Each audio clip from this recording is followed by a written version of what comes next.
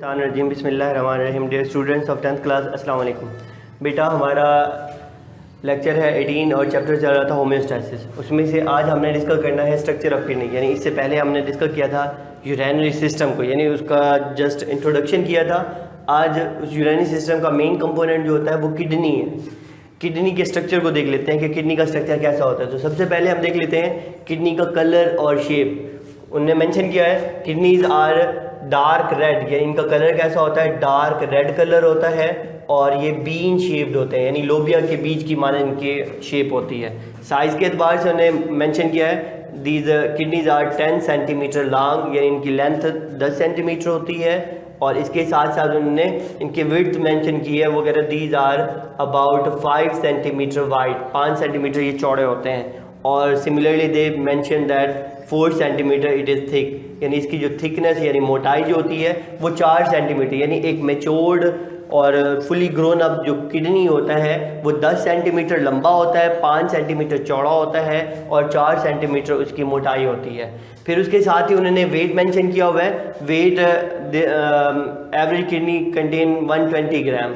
ये MCQs है बेटा, यानी वेट के बारे में अक्सर MCQs आता रहता है, तो इम्पॉर्टेंट MCQs के तौर पर इसे प्रिपेयर करेंगे। यानी किडनी का जो एवरेज वेट होता है 120 ग्राम्स होता है। फिर आगे उन्होंने मेंशन की है वेयर किडनीज आर लोकेटेड, यानी हमारी बॉडी के अंदर किडनी की एग्जैक्ट लोकेशन कहाँ पे है। तो उन्होंने मेंशन किया है there is pair of kidneys, हमारे बॉडी के अंदर किडनीज का जोड़ा होता है, कहाँ पे होते हैं वो these are located against back wall inside our abdomen, यानी हमारा एब्डोमिनल एरिया जो है, एब्डोमेन पेट का जो एरिया होता है उसमें बैक वॉल यानी कमर के अंगेंस्ट ये एग्जिस्ट कर रहा होता है। वन इधर साइड ऑफ वर्टिब्रल कॉलम, यानी उसके दरमियान में दोनों किडनी, यानी कल हमने यूरिनरी सिस्टम ड्रा किया था, उसमें दोनों किडनीज के दरमियान में वर्टिब्रल कॉलम आ जाता है, रीढ़ की हड्डी आ जाती है। एक किडनी एक साइड पे होता है, दूसरा किडनी दूसरी साइड पे एग्जिस्ट कर रहा होता है। फिर उसके साथ ही उन्होंने कहा लास्ट 2 रिब्स, आखिरी 2 पसलियां जो होती हैं, यानी हमने पढ़ा था there are 12 pair of ribs in our body, यानी हमारे जिस्म के अंदर किडनीज के 12 जोड़े होते हैं।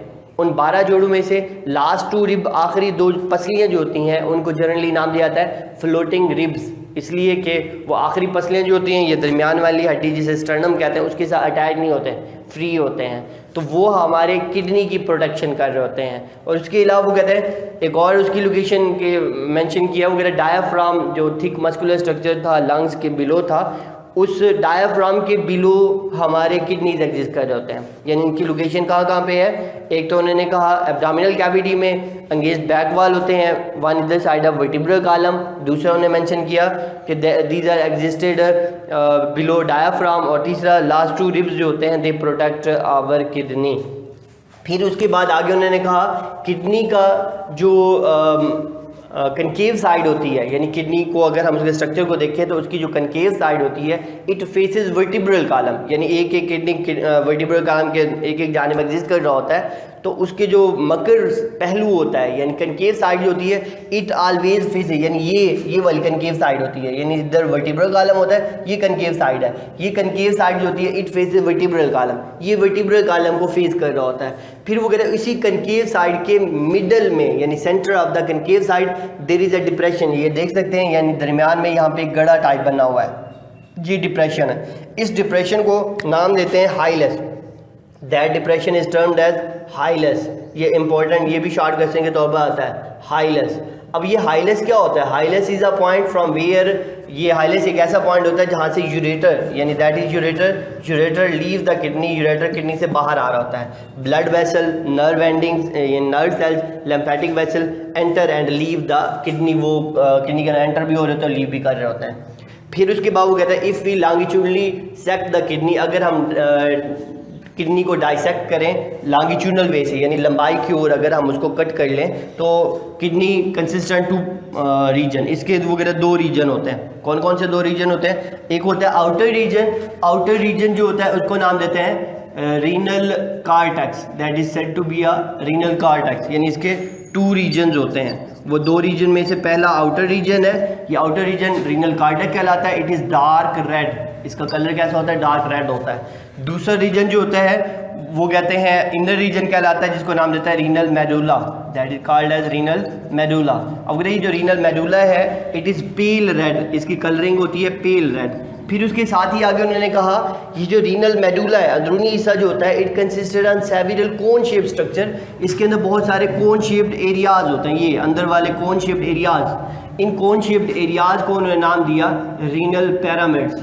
ये क्या कहलाता है? रीनल पैरामिड्स कहलाते हैं। अगर ये जो रीनल पैरामिड्स होते हैं इनका काम क्या होता है? दे कैरी नेफ्रॉन, बेसिक इनके अंदर नेफ्रॉन होते हैं। फर्दर इनकी जो प्रोजेक्शन है, यानी ऑल द रीनल पैरामिड, ये सारे के सारे रीनल पैरामिड जो होते हैं they projected into a funnel shaped cavity, ये एक फनल शेप्ड कैविटी के अंदर ओपन हो रहे होते हैं, प्रोजेक्ट हो रहे होते हैं, जिसको नाम देते हैं रीनल पेल्विस।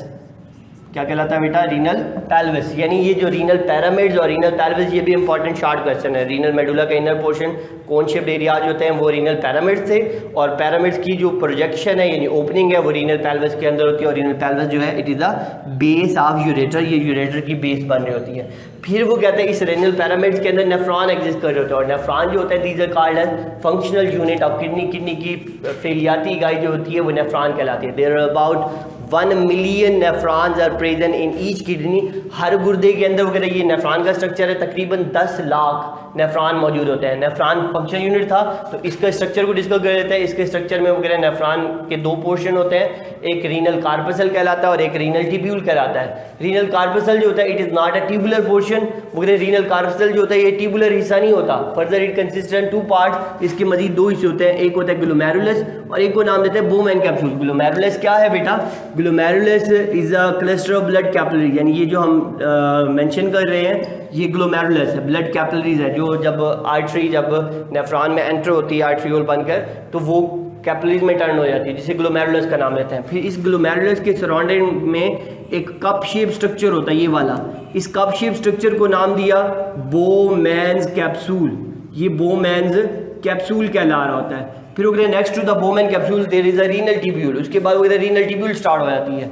इस रीनल टिब्यूल के पोर्शन मेंशन किए हुए हैं, पहले इसे को नाम दिया प्रॉक्सिमल टिब्यूल, पहला हिस्सा इसका कहलाता है प्रॉक्सिमल टिब्यूल, यानी पहली बालदार नाली।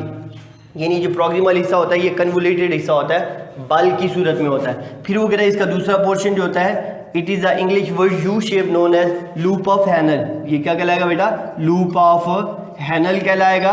और उसके बाद वगैरह लास्ट पोर्शन जो है उसको नाम देता है डिस्टल टिब्यूल, यानी डिस्टल कन्वोल्यूटेड टिब्यूल, आखिरी बलदार नाली, आखिरी मुड़ी हुई नाली।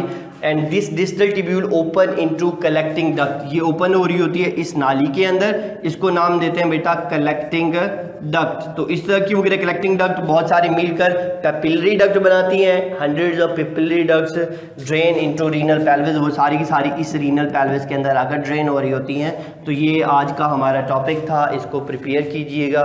फ़ी अमानिल्लाह।